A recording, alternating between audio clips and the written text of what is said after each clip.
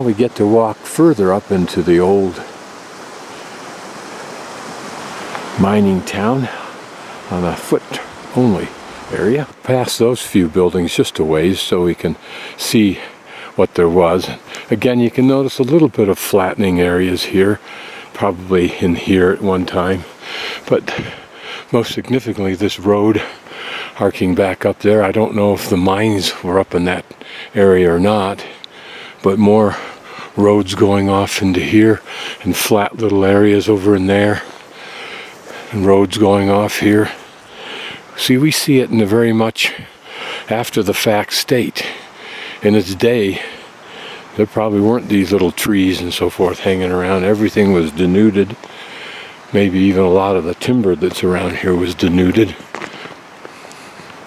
to build these homes and to fuel them. I'm kind of building up here, so I'm going to traipse on up this road, see what we can see. One is down below us. The four-wheelers are taken off to Tin Cup Pass, apparently. And I just walked up this road just to see what there was. It was just another in and out road to the town, I guess. I'm up now on another road that looks like it was leveled out and used for something that we'll see in a moment. But along up here runs a modern dirt road going up to one of those places I saw signed on the way towards St Elmo. But you can see that this was used for something. The whole thing is a leveled out little plateau. Might have been a road also to go on some like old railroad cars, and I believe they are. Huh.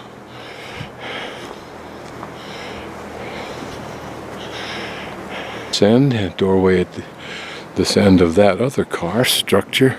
Looks like it was a chute, so it's possible they dumped coal in up at the top and somehow down here something was loaded into one of the trains. Who knows? From those railroad cars that we saw, I've been following this pathway, and it's a narrow but flat road bed. On the opposite way, it seems to be sloping down. Whether this was the train coming up or not, I don't know. Whether it went to the mines and serviced them alone, I don't. It's another level that looks like it could have been used for a train. Maybe it was a switchback.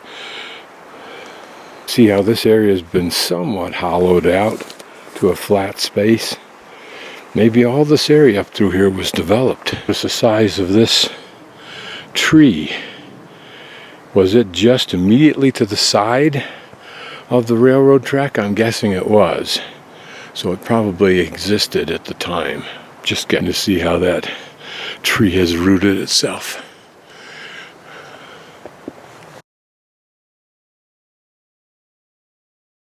Approach the old railroad cars, which are right there beyond the trees. To the right, you'll see the remnant of formed walls. So this area had some particularly important role. And these trees are probably new. Looks like the train came up from there, that direction. There was something significant all through this area. Maybe even up on those flat areas where the new road is, or newer road is. And then the town lying down below in that area.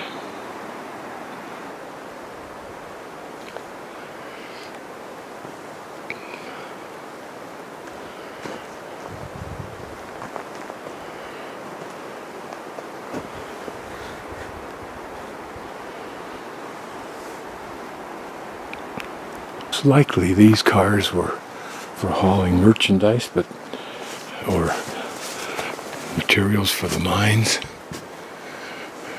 but maybe men also. And these cars had multiple purposes. It looks like they had a wide door on the right, maybe for getting in bulky materials, and passenger door on the left. These look like windows, grooves there for windows to slide up and down if that's how it was they were capable of doing it. Floors might have been more sophisticated than necessary just for merchandise or equipment, suggesting people rode in there. Cut out for a window. Looks like only 4 windows, so Or for freight, has no windows except the one at the end. This large doorway here, and there you can see the vertical door jamb for the large door on the other side, I believe. I approach these cabins from behind. You can see some probable flat areas, so it's quite possible homes were also up in these areas, right in through there.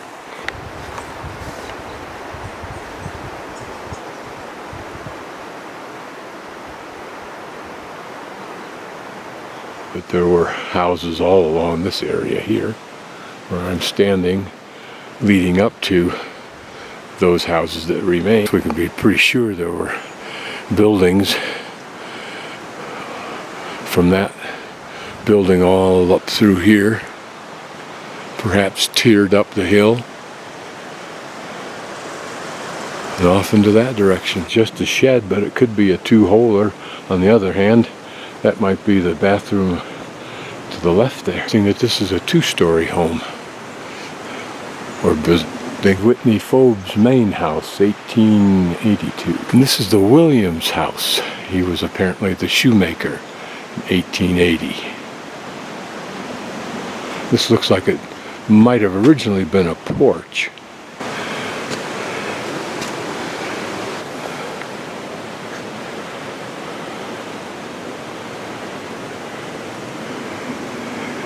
It's always interesting how they gussied up a building front by putting on this facade.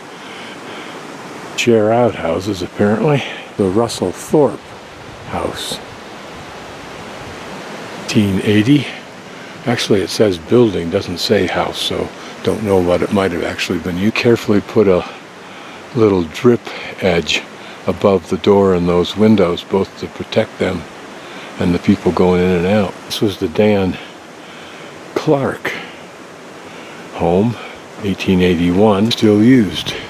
Here we are looking back down through town, or this portion of it that we first traveled through. There looks to be the church, doesn't it? We'll take a close. Commercial size sleigh. Notice it's got double set of runners on it. Wonder if that aided the turning of it. And there, what is either a shed, or I'm thinking with those narrow doors, it's a double outhouse. And a pile of bed springs over to the right. And of course, we're always adding on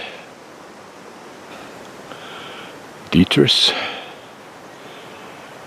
A couple of old cook stoves over there, lying inside the perimeter of that foundation. Is it possible those stoves just literally fell through the floor, whose wood was scabbed for other buildings? And there, an outhouse, I think, that looks a little bit airtight and bomb-proof, frankly. This looks pretty spanking new, unless it's a very detailed restoration.